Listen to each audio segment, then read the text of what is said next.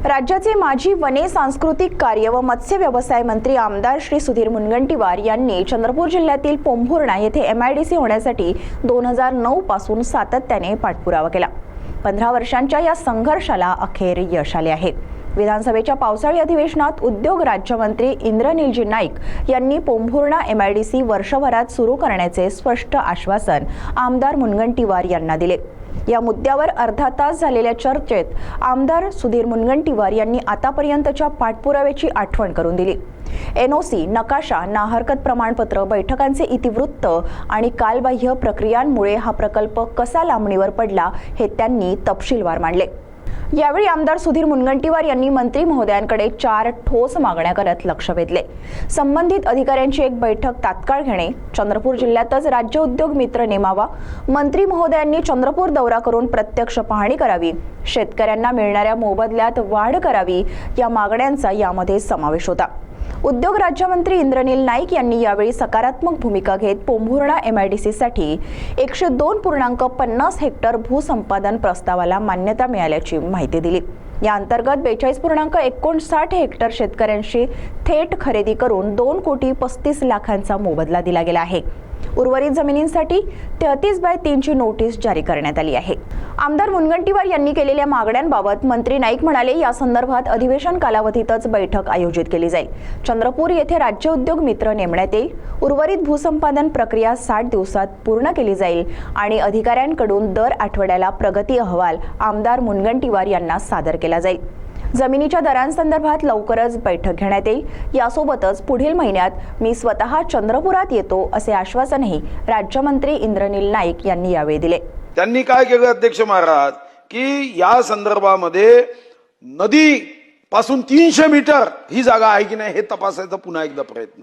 बरं मोजायला काय लागते 300 मीटर? आता तर Amazon मध्ये अशा मशीन्स आहे की एका मिनिटात मोजता येते। पण अध्यक्ष महाराज ठीक आहे, मी असं समजतो की 2010 मध्ये Amazon नव्हतं, तरी 300 मीटर नदीसाठी त्यागा। मग शेवटी मी त्रासून मग नंतर नारायण राणे साहेबांना 2011 मध्ये तेव्हा ते उद्योग मंत्री होते, त्यांना पत्र पाठवायला सुरू केली। मग 1, 2, 3, 4, 5, 6, 7, 8, 9, 10 पत्र गेल्यावर त्यांचा 11व्यांदा मला निरोप आला की तुम्ही पत्र पाठवू नका, मी हे काम करतो। विश्वास ठेवला, कारण शेवटी नावच नारायण आहे, त्याच्यावर विश्वास नाही ठेवला तर आपण काय करू शकतो अध्यक्ष महाराज, आणि म्हणून विश्वास ठेव। मग काही झालं नाही, मग पुन्हा सुरू केलं। मग मी कपास सूचना मांडली अध्यक्ष महाराज, कपास सूचना 214 20 जुलै 2012 आणि या संदर्भात रिव्हर पॉलिसी बाबतचा अहवाल अजून पाटबंधारे विभागाकडून येणे आहे असा पुन्हा एक साचेबंद उत्तर, कदाचित आपल्याकडे पेस्ट करण्याची सवय लागली आहे ते उत्तर आलं। मग पोंभुर्णा MIDC साठी पुन्हा 23 जुलै 2013, म्हणजे हा मी जुना कागदावधी सांगतोय, जो माननीय मंत्री महोदय हे कागद मी तुम्ही बाजूलाच आहे त्यामुळे हे थ्रू देत नाही, आपल्याला डायरेक्ट देतो, नाही तर पद्धत अध्यक्षांच्या थ्रू द्यायची आहे।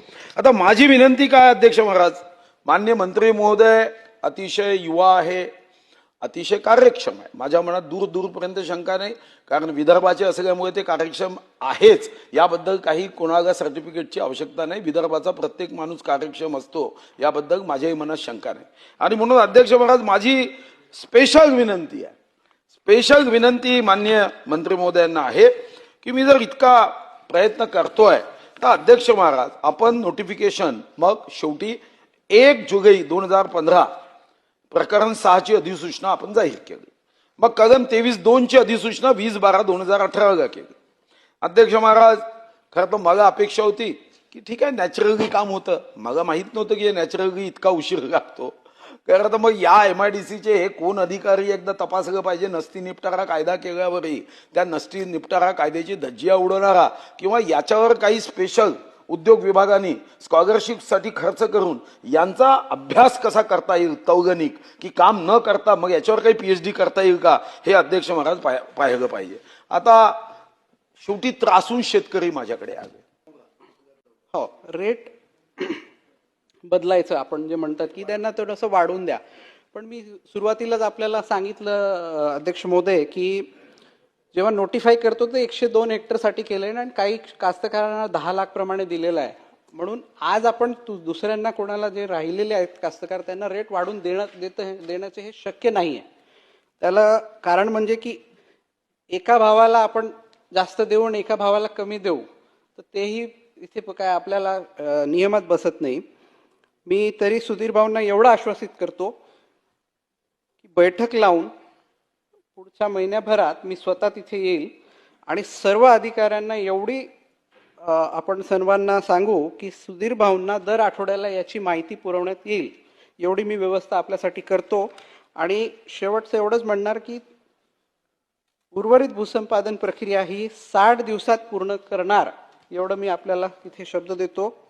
दुसरं की ज्या दिवशी माझी तिथे फील्ड ट्रिप घेऊ तर आपल्याला विनंती, आपण फार सिनियर आहेत तर आपण तिथे हजर राहावं आणि ती फील्ड ट्रिप करू. आणि विदर्भाचा सुपुत्र असल्यामुळे सुधीर भाऊ आपण भरपूर काही बोललात विदर्भाबद्दल, तर माझी इच्छा आहे की विदर्भातले उद्योग वाढले पाहिजेत. याच बरोबर बाकीचं बायफर्गेशन आता तुम्हाला माहितीच आहे सर्व, ओपन स्पेस ॲम्युनिटी त्याला जेवढं जे लागते तर डिनोटिफाय करणं पण अशक्य आहे. आणि आजचं रेडी रेकनर किंवा आजचे तिथले जर MIDCची रेट बघितले तर त्याच्यात जास्त फरक तसंही नाही आहे सुधीर भाऊ, मला वाटतं 10 ते 12% काहीतरी फरक आहे. ते बाजूलाच आपल्याला हो तर त्याला एक 10% काहीतरी फरक येतोय. बाकी सुधीर भाऊ आपल्याला सर्वच माहिती आहे की ते रेट कसं ठरतात, रेडी रेकनरच्या 4 पट वगैरे आपण देतो.